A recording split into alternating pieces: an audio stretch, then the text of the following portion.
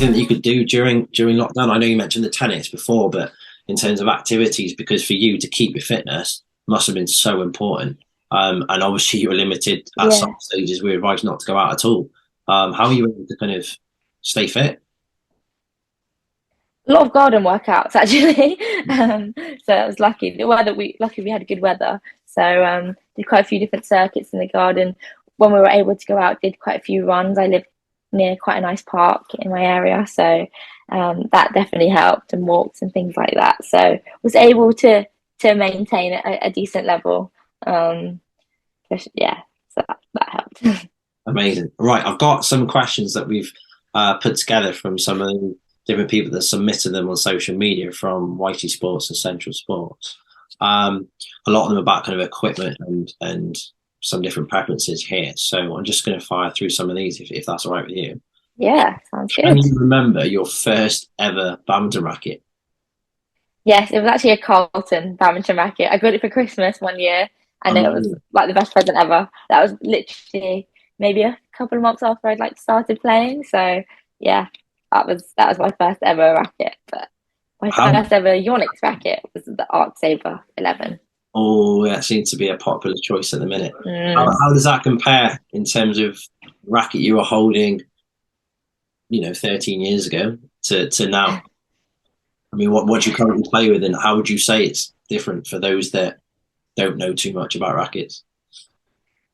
Yeah, I mean, I definitely prefer my rackets now. So I'm playing with the Astrox 88D Pro now, which I changed about a year and a half ago. But I'm really liking it. But I did love the Arc Saver 11 as well.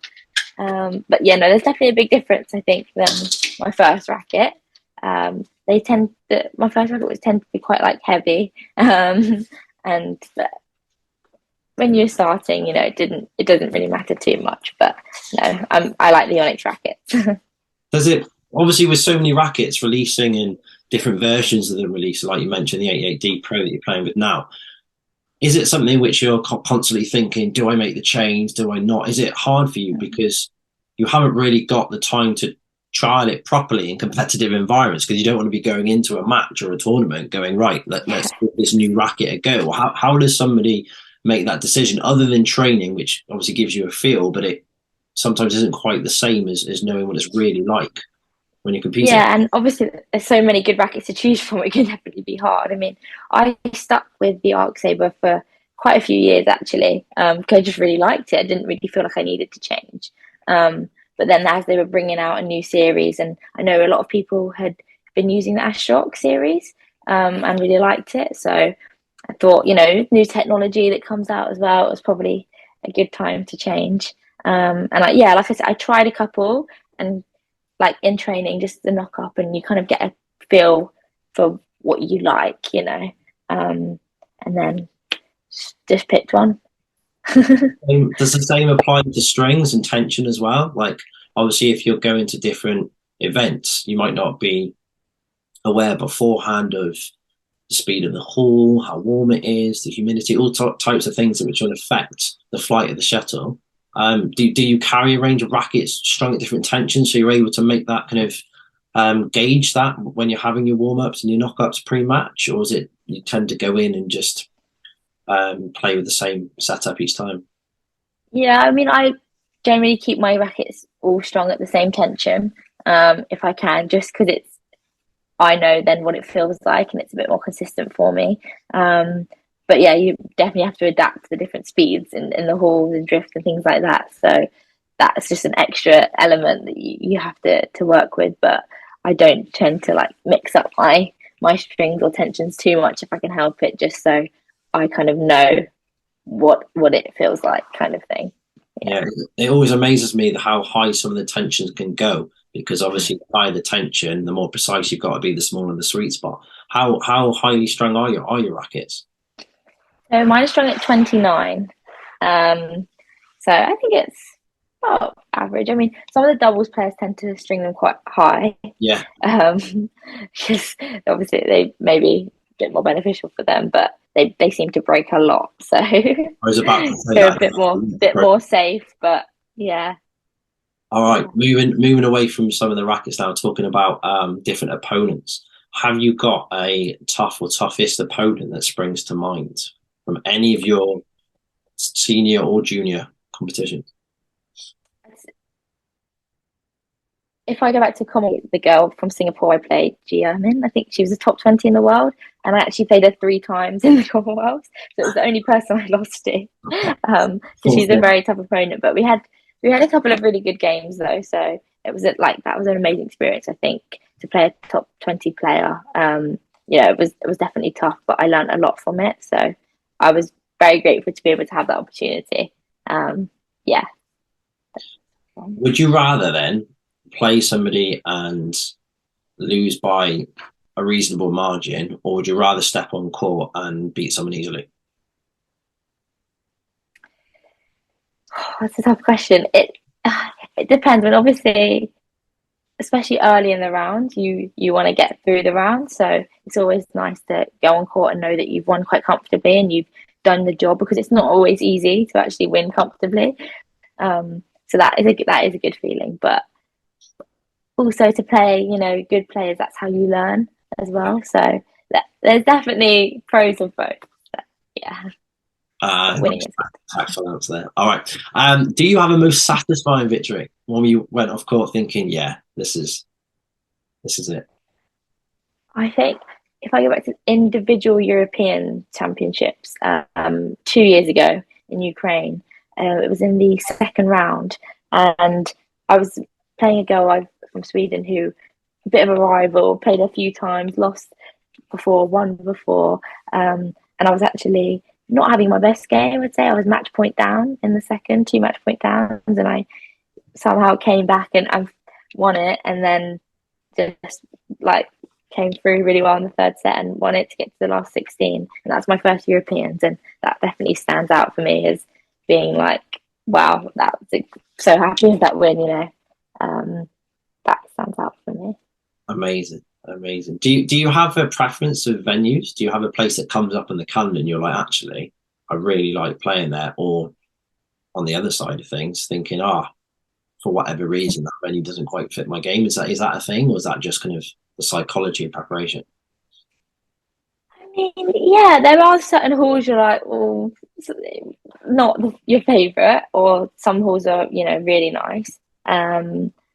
But you have to, at the end of the day, it's the same for everyone, and you kind of have to adapt to where you're going. But yeah, I won't say, but there's some places. Okay. All right. So you're on court, you're winning a rally, you're playing a winning shot, and you get to choose what shot it is. What is your favorite shot to win a rally with? Is there one? It's probably gonna have to be a backhand cross net. Oh. One of my favourites. Yeah, I mean, may overplay it, but yeah, it's very very satisfying for me, that shot, and then maybe around the head reverse slice as well. Oh, Those two, tricky ones. Yeah. couple of my favourites. Yeah. All right. Being amongst the England and GB setup, are there any members that stick out to you as being the funniest? The funniest? Yeah, just Harry joking. Huang. I think Harry Huang takes the title.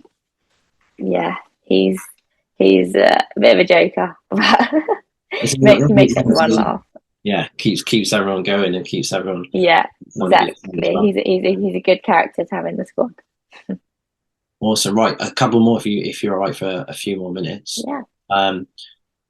Going on to kind of clothing, whether it's Yonex, obviously being part of the YC family now, are there any items that make you feel a bit more confident, or is it just a case of, right, I've got my gear, I played so much in different types of things on the go? How do you choose what you wear, and is there anything that you like particularly? Yeah, I mean, I like a lot of I like this top actually, new one. I like a lot of the YC and the Onyx tops. It can be very difficult to choose what to wear in a tournament. I think, you want to wear the new stuff, and I've got some lovely new tops from YC and the Onyx that I've really been keen to wear, that haven't been able to play in the tournament yet. So I'm looking forward to wearing some nice outfits next year. Definitely, yeah. Amazing. Right, I think the next question, I already know the answer because you mentioned it before. But if I'm to just throw out three different rackets and for you to say which one you prefer and why, yeah, let's see where we go. It's going to be obvious. First one is 88D Pro. The second one is Astrox 100ZZ, and the third is the Arc Saber 11 Pro. Well, I have to go with 88D Pro as I'm using that now, but I didn't try the Arc Saber 11 Pro because I stopped the Arc Saber 11 before the Pro came out. But people like that one as well. I know they're both popular rackets, but yeah, I'll stick with the 88. Amazing. All right, last couple. Do you get nervous before matches, or is it something that with time you get used to? Yes, you get nervous. Never, every time you go into a tournament or go into a match, you always have those nerves. But I think it's a good thing um, because it means you care, and I think it's important that you have those nerves as well. As long as you kind of start and you shake them off a little bit. But yeah, no, you get nervous, but it's almost like an excited feeling as well. So it's you get used to managing that feeling more and more, I think, and turning it into something positive rather than being like, oh gosh, I'm so nervous. So you Have still get anything? nervous, but manage it better. Yeah, yeah. Do you have anything pre-match that's kind of like a routine or ritual, anything that just helps to either keep you calm or keep you focused? Well, I have quite a specific like warm up routine I tend to do, and then I quite like being on my own for a bit before, not like talking too much, which is a shock for me. But just yeah, getting a bit of space. I think sometimes listening to a bit of music before getting to the hall as well, just to get you in the zone. So if you were having your AirPods in or whatever your earphones are, and then you're having your music right now, about to step on the court, what is the go-to tune? Ooh, I have to say I'm an Arctic Monkeys fan, and they get me going. But they have quite a few different songs of theirs I would put on. Um, so it's hard to pick one, but it's kind of like something that gets me going, but it's also like quite chilled about. So Yeah, yeah, good shout, the Arctic Monkeys. Yeah, very popular. yeah. Last one, we kind of touched upon it at the start, but just some people like to know kind of what do you like to do for leisure? So you're not playing badminton, you're not training. What do you enjoy doing? Like get into some good series, get like watching the TV. Um, Quite like going to some like music concerts, things like that. With my brothers and my dad like doing that as well. So do that. And we quite a big fan of yoga. Got into that a little bit at the weekends, bit of relaxing and yeah, like going out for meals, things like that. The usual. All right, that's the quick fire 10 done. So yeah, just thank you so much for taking the time out of your busy schedule. I hope your Oh, recovery thank goes you. amazingly well, that you're back on court, doing what you do, Thank you. running soon. Obviously, it's Christmas in a few days, so I hope you and your family have an amazing Christmas and a happy New Year from everybody at YC. Thank Um, you very much. I look forward to tuning in at the end of Jan and seeing how you're getting on in your first tournament back. Me too. Thank you very much. It's been a pleasure. Thanks so much, Freya. Thanks. Cheers. Ta-ra, bye. Bye.